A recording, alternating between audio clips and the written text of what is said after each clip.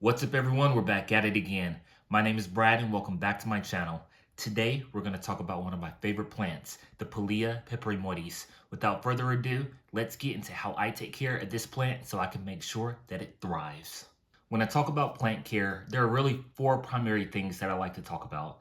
I like to talk about the watering, I like to talk about the lighting, I like to talk about the soil composition, and finally, fertilization. Let's talk about the watering requirements for Pilea peperomioides.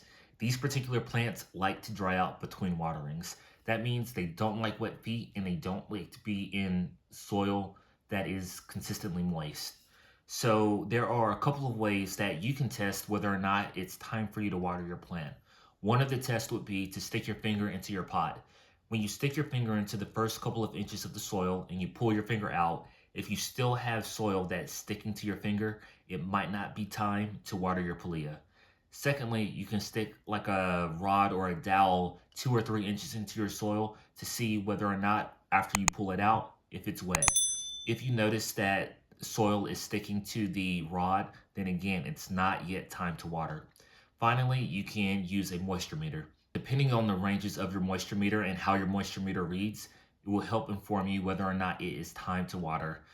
Typically, you want to wait until your moisture meter is reading in the dry area. So that would be closer to your 0 or closer to your 1.0 for my particular moisture meter. If it's anything greater than that, it's not yet time to water and I would hold off. Let's talk about the lighting requirements for your Pilea peperomioides. I'm all about having cabinets full of houseplants with grow lights in them to help your plant thrive.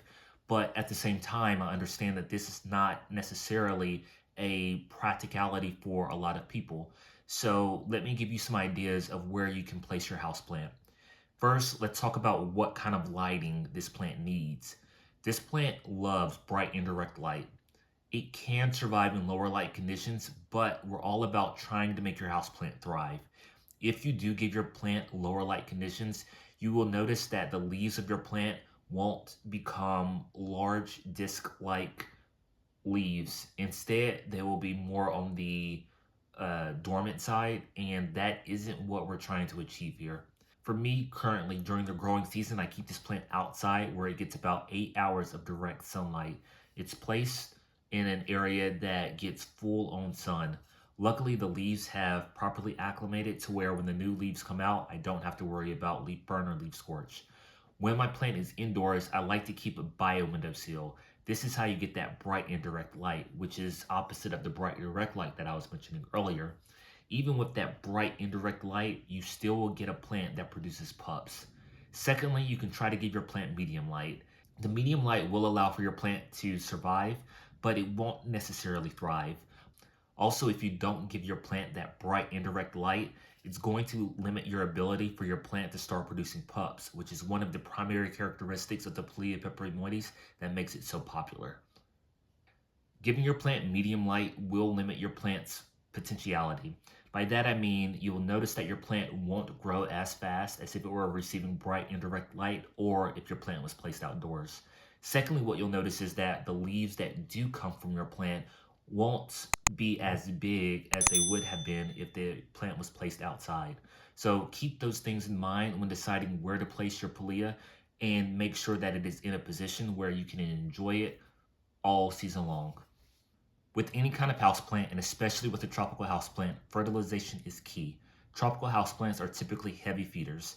You want to make sure that you give your plant the fertilization that it needs because your plant that is currently in soil will eventually deplete the soil of the nutrients that it has readily available to it. So by giving your plant something like a liquid fertilizer, it makes the nutrients that your plant needs readily available to suck up. Alternatively, you could give a granular fertilizer. A granular fertilizer will limit the chance of your plant having leaf burn, but it also limits your plant's ability to readily suck up any of the nutrients that it needs in order to have green leaves, for instance, in order to produce a strong root system, and in order to, for instance, produce pups. If you like this video and want to see more videos about houseplant tips and tricks, please be sure to subscribe to my channel. It's totally free and would mean a lot. Thank you so much. Now back to the video. Let's get into the soil composition of your Pilea peperomioides and what it should have. You want to make sure that your Pilea is in a soil that drains fairly easily. So I like to do a mixture of about 50% perlite and 50% potting mixture. What I've noticed is with that particular composition, the soil retains just enough water to where you really reduce the likelihood of having something like root rot. Also, putting your plant in a terracotta pot is also integral in making sure that your plant has a lot of breathability and also limiting the likelihood of your plant having root rot.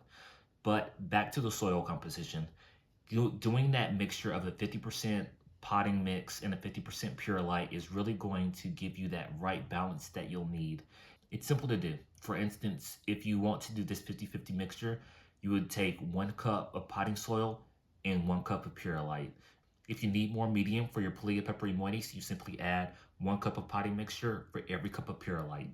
Let's talk about some of the cool characteristics of the Pilea peperomioides. The Pilea peperomioides readily produces pups.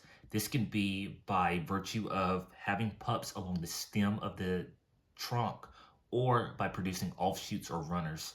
So let me show you what this means.